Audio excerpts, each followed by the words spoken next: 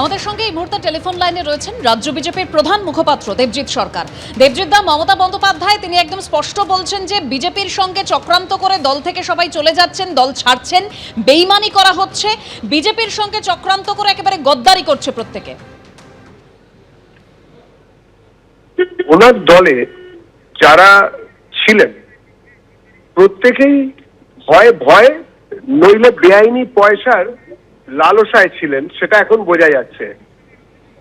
যারা সুস্থ ছিলেন তাদের উপরে ভয়ে কাজ করিয়েছেন, প্রশাসনিক ভয়।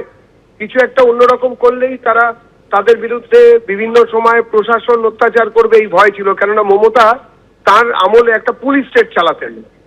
আর উল্টো দিকে দাঁড়িয়ে যারা জোচ্চুরির সঙ্গে জোচ্চুরি ছিলেন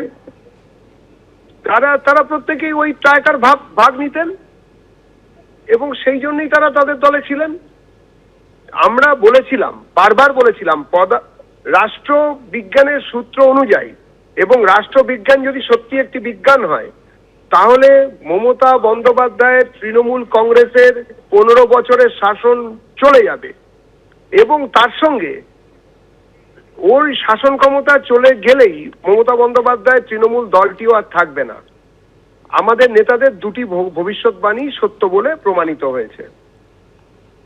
দেবজিৎ দা, মমতা বন্দ্যোপাধ্যায় তিনি আরো বলছেন যে ভ্যানিশ কুমারকে দিয়ে প্রতীক কাটলেও কিছু যায় আসে না এবং তৃণমূলের সম্পত্তি কেউ লুট করতে পারবে না। আপনারা সেন্ট্রাল ফোর্স নিয়ে গিয়ে তালা লাগাচ্ছেন, মানে তৃণমূল ভবনে তালা লাগাতে পারেন কিন্তু মানুষের হৃদয়ে তালা লাগানো যাবে না।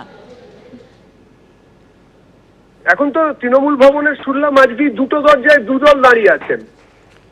তারা কেউই বিজেপির লোক নয় বা নির্বাচন কমিশনের লোক নয়, তারা সবাই আগমার্ক তৃণমূল কংগ্রেসেরই লোকজন, যারা তৃণমূলের বিভিন্ন অত্যাচারে সামিল হয়েছিলেন তৃণমূল দলের প্রতিনিধি হিসেবে, জনপ্রতিনিধি হিসেবে।